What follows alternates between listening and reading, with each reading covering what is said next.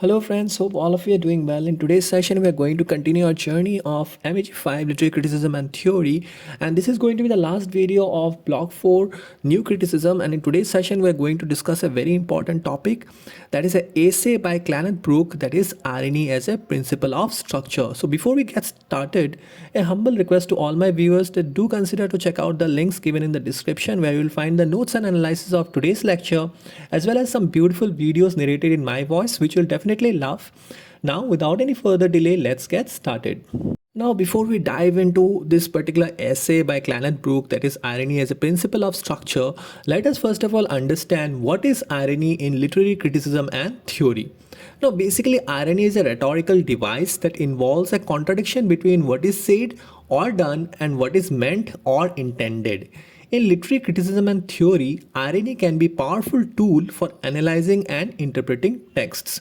Now, just by the definition of it, you can understand that this particular device is used in literary theory to increase the interest of the text. Okay, because you will understand as the course of the session that irony is a very powerful tool used by different authors and poets in order to increase the interest and to retain the interest of the readers. Alright, so there are several different types of irony that can be found in literature, including verbal irony, situational irony, and dramatic irony.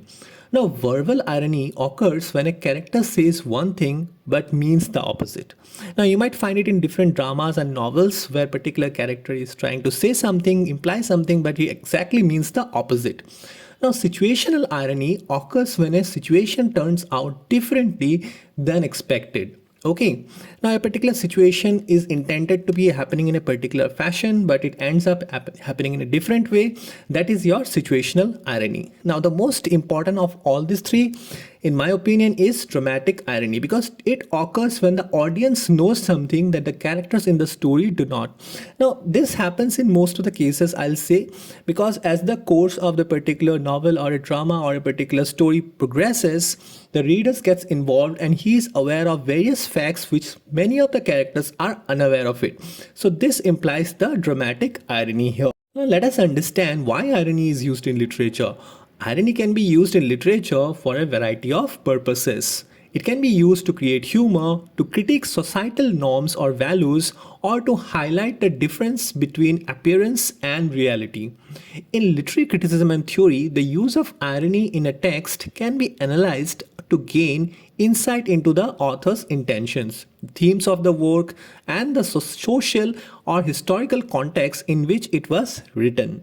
What is the best way to understand irony but from examples? So let us try to understand the concept of irony from the pretext of examples. Now let us, for instance, a girl is teasing her friend for having mud on his face, but she doesn't know that she also have mud on her face. Now from the point of view of the friend, this is an example of dramatic irony because he knows something that she does not. Okay, so as I said, that irony is often used to create humor as well. So this is a situation of creating humor as well. Now let us come to the examples of situational irony. Now some common examples are like a fire station burns down, a marriage counselor files for divorce, the police station getting robbed, a post on Facebook complains about how useless Facebook is, and further, a traffic cop gets his license suspended because of unpaid parking tickets. And finally, a pilot has a fear of heights.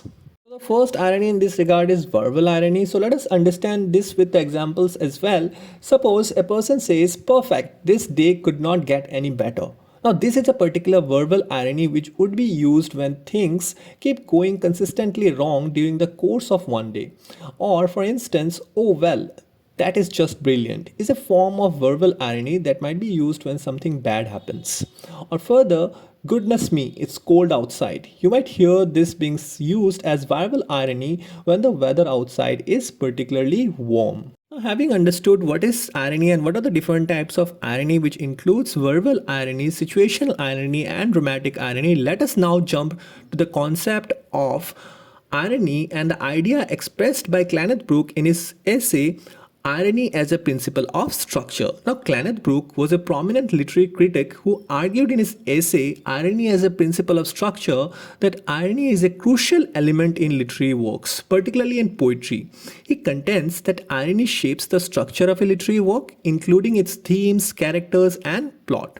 Now, Brooke begins by defining irony as a discrepancy between what is said and what is meant, or between what is expected and what actually happens.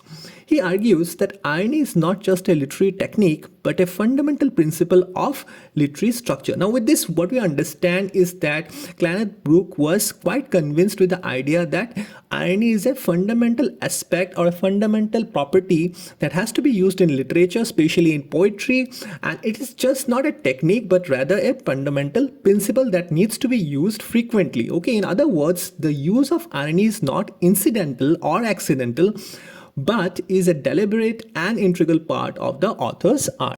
According to Brooks, irony creates tension and ambiguity in a literary work and forces the reader to engage with the text in a deeper and more complex way. He gives the example of Robert Frost's poem, The Road Not Taken, in which the speaker chooses one path over another, only to realize that the two paths were really very similar. The irony lies in the fact that the speaker believes he has taken the road less traveled, when in fact both paths are equally well worn.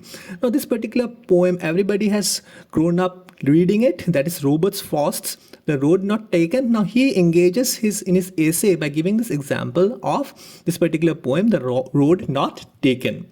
Now, further, Brooks argues that this kind of irony is not just a clever trick, but is essential part of the poem's structure. It creates a tension between the speaker's perception of himself as a unique individual and the reality that he is not, and this tension gives the poem its emotional power and resonance. Brooks also suggests that irony can be used to explore more complex themes and ideas, particularly those related to human nature and the human condition. He gives the example of John Donne's poem A Valediction Forbidding Mourning. Now, this particular poem by John Donne is actually a poem which is included in your syllabus in your British Poetry MEG 1, which I have covered. So in case if you want to go in details regarding this particular poem, you can check out the playlist of British Poetry. There you'll find out everything in details. In this particular poem, the speaker compares the love between himself and his wife to a compass. Now, where the irony lies here? The irony lies in the fact that the speaker is comparing their love to a tool used for navigation, but also suggesting that their love is unchanging and steadfast, like the North Star. So that is how the irony lies, because in one point he is comparing their love to this one compass, which is actually used for navigation. That means we are moving around. And in the second part, he is comparing his love as unchanging, like the North Star, which is fixed. Now, Brooks argues that this kind of irony is not just a clever play on words, but is a way of exploring the paradoxical nature of human love and relationships. It allows the poet to express complex emotions and ideas that cannot be expressed directly, and it forces the reader to engage with the poem on multiple levels. In conclusion, Brooks argues that irony is a fundamental principle of literary structure. That is, it plays a crucial role in shaping the themes, characters, and plot of a literary work. He suggests that irony is not just a technique, but a way of exploring complex ideas and emotions, and of creating tension and ambiguity in the text. So this is the video, guys. I hope you had an insight regarding the idea expressed by Cleanth Brooke in his essay Irony as a Principle of Structure. What I need you people to do is, if this question is asked in your term and examination, do not forget to explain what irony is and what are the different types of irony, which includes verbal, situational, and dramatic irony. Also give some examples to show that you are well versed in this particular topic. Then you proceed with the idea which is expressed by Cleanth Brooke. That will add some integrity to your answer. In case if you have any other doubt in this particular session, do feel free to comment in the comment section. I'll definitely try to address it in the next lecture. Also, do not forget to check out the links that I've given in the description. You'll find those videos very beautiful, which is narrated in my voice, of course. And do join our social community pages to be totally updated of IGNOU's notifications. Till we meet next time, God bless you and thank you all.